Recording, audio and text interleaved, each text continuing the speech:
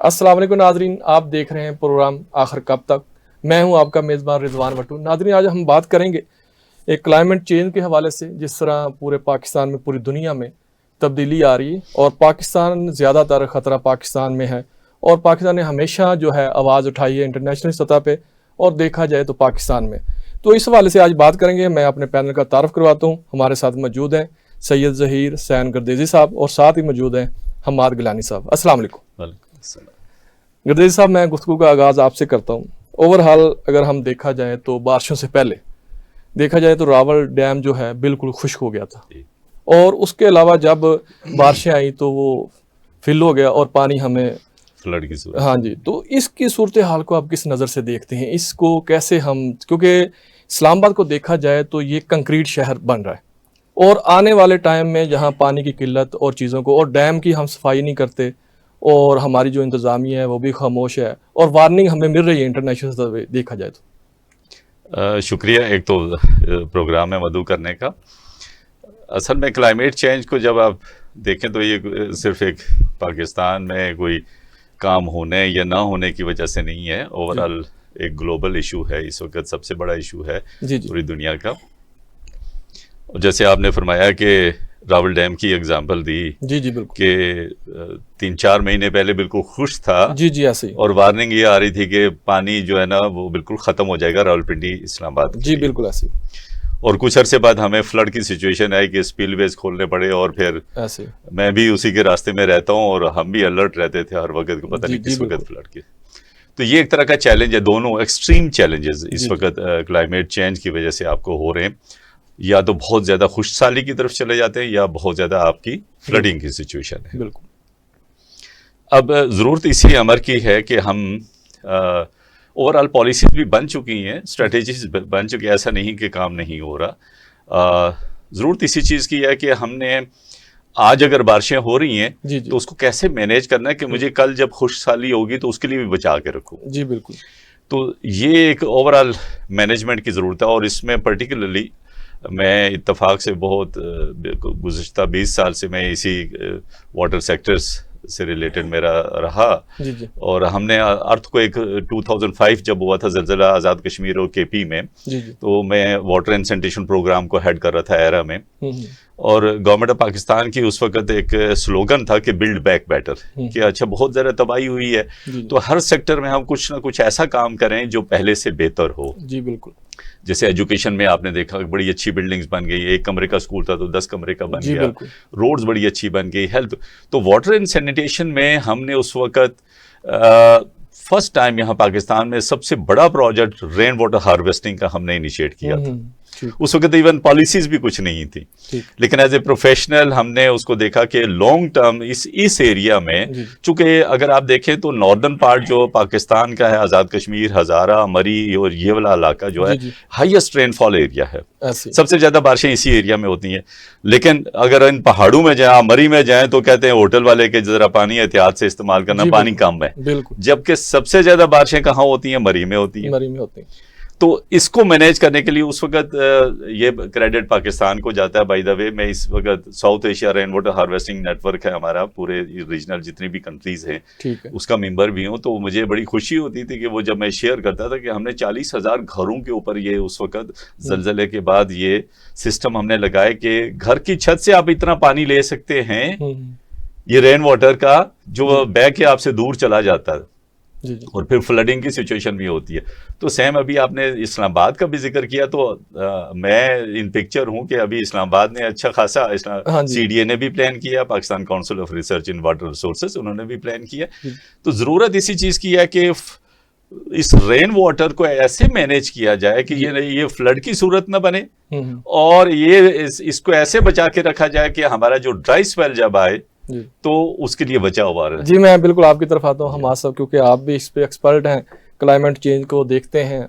क्या आप समझते हैं कि आने वाले टाइम से हमें पहले ही हमारी हुकूमत को और हमारी अवाम को भी साथ देना पड़ेगा, और इस पे काम करने की ज़रूरत है? देखिए, इसमें ये है कि पब्लिक की जहाँ तक आप बात करते हैं, तो पब्लिक को पहले अवेयर होना पड़ेगा, और अवेयरनेस कौन फैलाएगा? ये गवर्नमेंट की जिम्मेदारी है। हमारे मीडिया में, हमारी बुक्स में, और अगर मैं बात करूं कि हमारी स्पेशली प्राइमरी लेवल की जो एजुकेशन है उसमें हमें ये चीज़ें ऐड करने की ज़रूरत है, हमारे बच्चों को सिखाने की ज़रूरत है, और वहाँ से ये अवेयरनेस ऊपर जाएगी। जब ये अवेयरनेस आएगी तो फिर हमारी पब्लिक कुछ कर पाएगी। अभी आप देखें हमारे जो सियाती टूरिस्ट स्पॉट्स हैं पाकिस्तान में, आप वहाँ पे जाएं आपको कचरा जगह जगह मिलेगा। क्या वहाँ पे मतलब घूमने फिरने के लिए लोग जाते हैं मगर वो अवेयर नहीं होते कि हमने कैसे चीज़ों को मैनेज करना है, कैसे वहाँ पे वेस्ट को मैनेज करना है। हर जगह बॉटल्स आपको मिलेंगी, प्लास्टिक के बैग्स मिलेंगे। अच्छा, तो अगर हम आवाम की बात करें तो दुनिया में जाते हैं, बाहर जाते हैं, हर रूल को फॉलो करते हैं, अगर यहाँ है पाकिस्तान में कर लेंगे तो क्यों नहीं करते यहाँ? हाँ देखें, यहाँ वही आपको बता रहा हूँ कि हजूम के साथ मिल जाते हैं। जो बाहर जाते हैं ज़ाहिर एक परसेंटेज है, बहुत कम है जो बाहर जाते हैं, वापस यहाँ पे आते हैं तो वो हजूम के साथ मिल जाते हैं, उन्हें भी उस लेवल की। और दूसरा यहाँ पे सहूलियात भी उस तरह से नहीं मिलती। फॉर एग्जाम्पल आप गंगा चोटी पे जाएं, आपको एक डस्टबिन वहाँ पे नहीं मिलेगा, तो अब जो जिसने कुछ यूज़ किया वो कहाँ पे वो छोड़ेगा। गवर्नमेंट लेवल पे ये होना चाहिए कि स्टेप बाय स्टेप आवाम को अवेयर करें, और जो ये स्टेप्स लेते हैं इंटरनेशनल सतह पे जाके बहुत अच्छी स्पीच करते हैं। हमारे प्राइम मिनिस्टर्स पिछले जो भी गुजरे हैं 2-3, उन्होंने बड़े अच्छा इस पे काम किया है, बात की है इस पे, दुनिया को बताया है कि पाकिस्तान कैसे इसका शिकार हो रहा है। तो वो जो बात करते हैं उसको यहाँ पे इम्प्लीमेंट करने की भी ज़रूरत होती है। आप बात करके आ जाते हैं, यहाँ पे कुछ नहीं होता। आपने जैसे अभी पानी की बात की, इनका पानी के ऊपर बहुत रिसर्च है, बहुत वर्क है, मैंने देखा है। तो उसको ग्राउंड पे इम्प्लीमेंट करने के लिए आपकी दहाइयाँ गुजर जाती हैं, वो इम्प्लीमेंट नहीं होता। तो ये चीज़ें जब तक ख़त्म नहीं होंगी, मैं समझता हूँ कि हर साल 2010, 2015, 2022, 2025, अल्लाह ना करे 2027, 2028 फिर फ्लडिंग होगी, फिर नुकसान होगा, फिर हम वहाँ से बीच करेंगे मगर ग्राउंड पे कुछ नहीं होगा। तो हमें इसको स्टेप बाय स्टेप छोटे लेवल से लेके बड़े लेवल तक इसको एक प्रॉपर तरीके से लेके चलना होगा। उसके बगैर हमारे पास कोई चारा नहीं है, क्योंकि हमारा जो आप अगर बात करें ना पाकिस्तान इसमें किरदार कितना अदा कर रहा है, तो 0.8% हम कार्बन प्रोड्यूस करते हैं, भूटान से भी कम करते हैं, मगर हमारा नुकसान अभी दुनिया में सबसे ज्यादा होता जा रहा है। इंडिया का नुकसान हमसे कम हो रहा है, मगर इंडिया हमसे ज़्यादा वेस्ट और कार्बन प्रोड्यूस कर रहा है।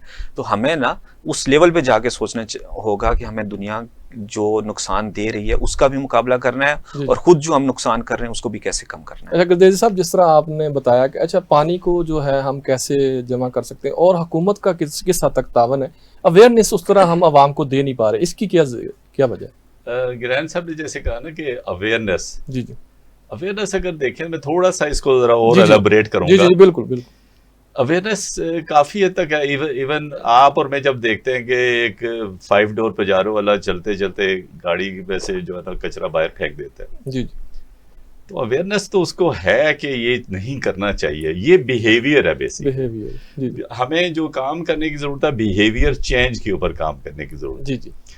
आप और मैं उठ के ये गिलास पड़ा हुआ, तो ये जो ना ये पानी अगर ये मैं पूरा इस्तेमाल नहीं कर रहा, तो इसको मैंने क्या फेंक देना है या मैंने बचा के रखना है।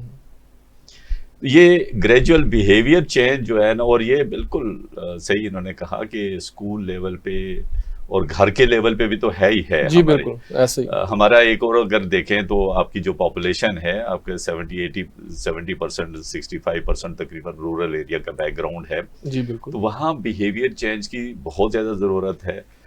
इवन मैं पढ़े लिखों की बात करूँगा कि वहाँ पे भी हम रह जाते हैं। हमें सिर्फ जैसे इन्होंने कहा ना कि बाहर जाके हम बिल्कुल फिट हो जाते हैं, वहाँ हीथ्रो एयरपोर्ट के ऊपर उतरेंगे हम तो बिल्कुल वो लाइन पे लग जाएंगे। जी बिल्कुल। तो यहाँ पे आएंगे तो ये एक खासा हमारा इशू ओवरऑल नेशनल इशू, ये थर्ड वर्ल्ड कंट्रीज में ओवरऑल होता ही है, लेकिन मायूसी नहीं होनी चाहिए हमें। मैं चूंकि इस चीज़ के ऊपर वाटर कंजर्वेशन के ऊपर तो कुछ 20-25 साल से काम कर रहा हूँ, तो मैं अभी रिसेंटली ये पिछले सितंबर 23 और 24 को हमने south Asia rain water harvesting network है उसके प्लेटफॉर्म से पहली इंटरनेशनल कॉन्फ्रेंस हमने लाहौर में करवाई है। और उसमें कोई 22 स्पीकर्स थे रीजन के, डिफरेंट कंट्रीज के, इंटरनेशनल भी और पाकिस्तान से भी। उसका ऑब्जेक्टिव ये था कि जो लोग जो इदारे काम कर रहे हैं पाकिस्तान में और बाहर, उनकी जो बेस्ट प्रैक्टिसेस हैं उनको ला के शेयर किया जाए ताकि उससे फिर लर्न करें सारे। तो उसमें अल्हम्दुलिल्लाह बड़ा अच्छा रिस्पॉन्स आया। अभी मुझे 1-2 दिन के बाद हम फिर दोबारा जा रहे हैं। उसमें मिनिस्टर एजुकेशन पंजाब आए, उन्होंने कहा कि हमारे जितने स्कूल हैं उन सारे स्कूलों में वाटर कंजर्वेशन के, तो ये वो चीज़ें, ये तब्दीली ऐसा नहीं है कि काम नहीं। Pakistan council of research in water sources अच्छा खासा काम कर रहा है। अर्बन यूनिट पंजाब, वो अभी मरी में उन्होंने 3000 घरों के ऊपर जो ना रेन वाटर हार्वेस्टिंग कर रहे हैं। तो इस तरह से अब इसको इम्प्लीमेंट करने की जरूरत है। ये बेस्ट प्रैक्टिसेस हमारी ऑलरेडी मौजूद हैं। फिर अभी रिसेंटली आपने देखा होगा कि गवर्नमेंट ऑफ पाकिस्तान ने ग्रीन बिल्डिंग कोड्स अप्रूव कर लिए हुए और रेन वाटर हार्वेस्टिंग कोड्स भी अप्रूव किए उन्होंने, जो बहुत अरसा लगा गो के। अच्छा, अगर पंजाब की बात करें, ज़राई इलाका है, वहाँ कुछ इलाका है जहाँ पानी की कमी है, जिस तरह चोलिस्तान लगा लें, ये चीज उसके लिए क्या गवर्नमेंट ने क्या कर रही है? चोलिस्तान में भी अगर आप देखें तो आज से 10-12-15 साल पहले पायलट प्रोजेक्ट किया था इन्होंने, Pakistan council of research in water sources में, क्योंकि वहां थोड़ी बारिश होती है।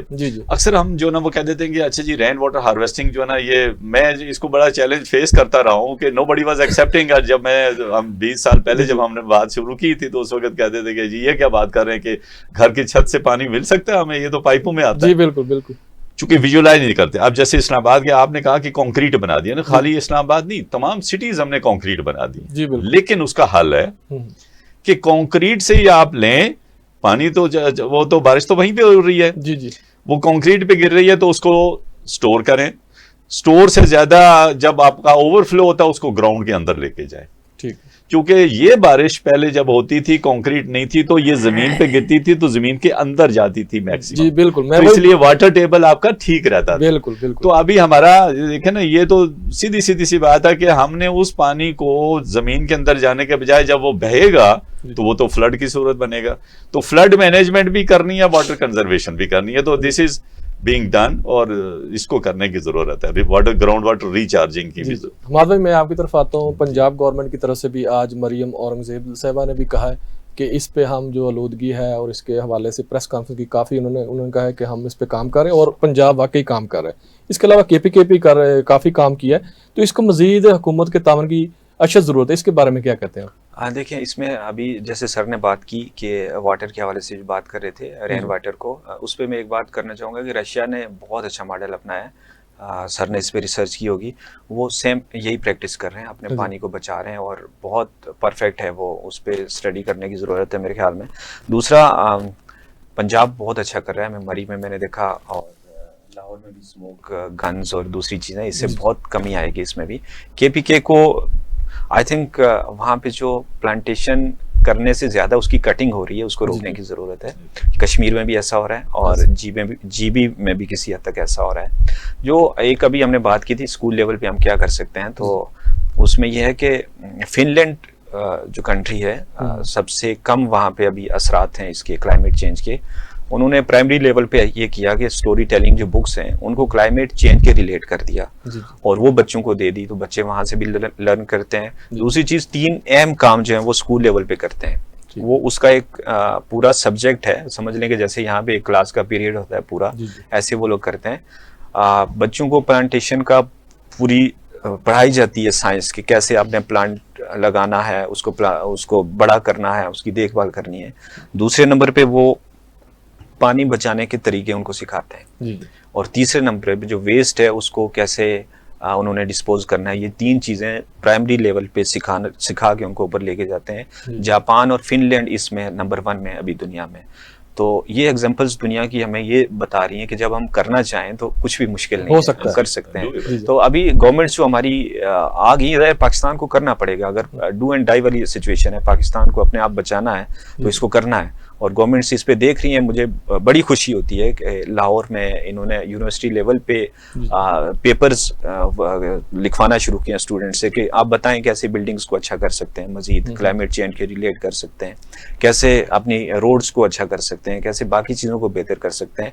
तो जितना ज़्यादा काम गवर्नमेंट लेवल पे होगा, इतनी अवेयरनेस भी पब्लिक में आएगी और पब्लिक को उसका जो बिहेवियर है वो भी चेंज होता जाएगा साथ साथ में। गद्दारी साहब, जिस इंटरनेशनल सतह पे क्योंकि आप काम कर रहे हैं, तो हम किस हद तक इस चीज़ को उजागर करने में कामयाब हुए हैं कि एक तो मौसमियाती तब्दीली, दूसरा ये है कि कंक्रीट का भी मैंने उसको आपने बड़ी वजाहत के साथ बताया कि इस तरह हो सकता है। इसके अलावा जो कुदरती हमारे चश्मे थे या आते थे, वहाँ से पानी था, वो भी बंद हो गए हैं, वो पानी के कुछ मसाइल हैं, तो इसको कैसे हल किया जा सकता है? देखिए ना, फिर वही एक तो है ओवरऑल ग्लोबली इसको देखना होगा। मैं जिस इलाके से हूँ, तो मैं जब FSC में पढ़ता था तो 2.5-3 फीट बर्फ पड़ती थी। जी जी। तो अब जो है ना वो 2.5-3 इंच पड़ती है, लेकिन वो भी पिघल जाती है, इसलिए कि यही मौसमियाती असर है और टेम्परेचर ग्लोबल वार्मिंग की वजह से। ग्लोबल वार्मिंग को जब हम देखते हैं ना, तो हमने भी जब स्टडी किया तो उसके पॉजिटिव भी है, नेगेटिव भी है। जी जी। ग्लोबल वार्मिंग में आप देखें तो आपने देखा होगा कि रेन्स ज्यादा भी हो रही हैं बहुत सारी जगह। जी जी। एक अभी जो है कि बादल फट जाना, cloud burst is different thing. जी जी। लेकिन आपने देखा होगा कि बलूचिस्तान में बारिशें नहीं होती थी, वहां पे बारिश होती। जी बिल्कुल। बारिशों की इंटेंसिटी बढ़ गई हुई है। जी जी। उसकी रीजन ये है कि जब टेम्परेचर हो रहा है तो देखिए मैक्सिमम आपका जो पानी हवा में जाता है कहाँ से, समंदर से, दरियाओं से, और एवेपोरेशन और एवेपोर ट्रांसपोर्टेशन है बेसिकली। जितना टेम्परेचर ज्यादा होगा उतना पानी ज्यादा ऊपर जाएगा, हवा में जाएगा। पानी ज्यादा ऊपर जाएगा तो बारिश ज्यादा होगी, बारिश ज्यादा होगी तो फिर वेजिटेशन भी ज्यादा हो सकती है। ये बिल्कुल ये फिनोमेना, इसको अगर हम नेगेटिव देखें तो नेगेटिव इम्पैक्ट्स अपनी जगह पे मौजूद हैं, लेकिन पॉजिटिव भी इसको ये अपनी जगह पे है। जिस तरह सऊदीया में भी बारिशें अभी exactly, उसमें देखा आपने कि वहां पे अब होना शुरू होगी। जी बिल्कुल। अब उनको भी मैनेज करना है। तो climate change adaptation basically terminology यही है कि क्लाइमेट चेंज हो रहा है। जी जी। तो आप और मैं अपने आप को अडॉप्ट करें उसके हिसाब से। जी। अब आप और हम में एसी में इसलिए बैठे हुए हैं कि गर्मी है, तो गर्मी का तोड़ हमने निकाला कि एसी निकाले। तो सेम ये है कि जो क्लाइमेट चेंज की वजह से इफेक्ट हो रहे हैं, उन इफेक्ट्स को मिनिमाइज करने हैं, उनकी मिटिगेशन मेजर्स करने हैं और उनकी एडॉप्टेशन मेजर्स करने हैं।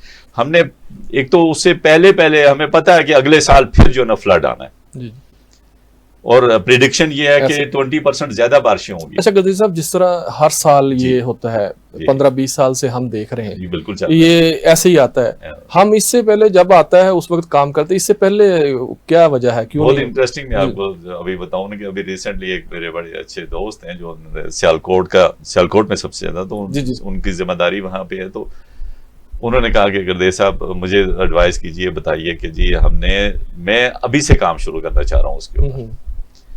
तो देखे ना, ये इस तरह की अप्रोच चाहिए, प्रोएक्टिव अप्रोच चाहिए। बिल्कुल बिल्कुल। और ये हो रहा है, ऐसा नहीं है। देखें हमारे पास आज से 10 साल पहले कोई पॉलिसी नहीं थी। 2018 में वाटर पॉलिसी आ गई, उसमें रेन वाटर हार्वेस्टिंग, फ्लड में water strategy, national water strategy बन चुकी हुई है।